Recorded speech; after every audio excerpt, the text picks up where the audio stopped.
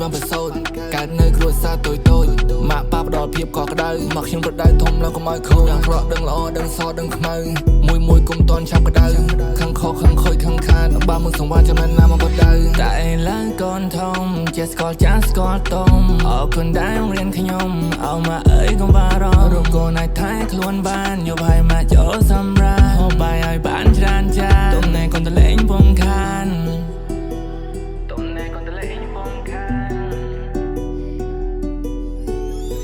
មេរៀននៃជីវិតមិនដែលមាននៅសាលា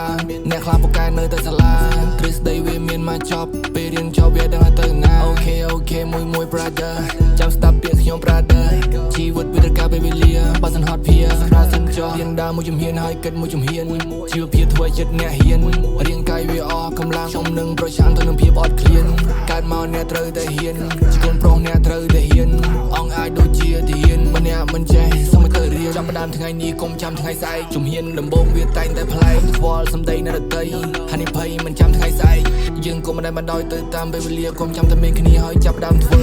ជោគជ័យគេមើលលើសំដីកង្វល់ថាបំផុតគឺជាទង្វើប្រាក់ខែមួយខែប្រមាណខ្ញុំសុំតែម្យ៉ាងសុំឲ្យឯងធ្វើព្រោះមនុស្សហ៊ានធ្វើគ្រប់យ៉ាងមិនជឿលើសំណាងតែជឿលើទង្វើឆ្នាំ2002ក្មេងនេះបានប្រសូតកើតនៅគ្រួសារតូចម៉ាក់ប៉ាផ្ដល់ភាពកក់ក្ដៅមកខ្ញុំប្រដៅធំឡើងកុំឲ្យខូចដឹងប្រក់ដឹងល្អដឹងសដឹងខ្មៅមួយគុំតន់ឆាប់ក្ដៅខឹងខកខឹងខូចខឹងខានបើมึงសង្វារចំណែនណាមកបដៅតែឡើងកូនធំចេះស្គាល់ចាស់ស្គាល់តុំអរគុណដែលរៀនខ្ញុំអោម៉ាអើយកុំបារម្ភរកកូនឲ្យថែខ្លួនបានយប់ហើយម៉ាចូលសម្រាប់ហូបបាយឲ្យបានច្រើនចានទុំណែកូនតលេងពំ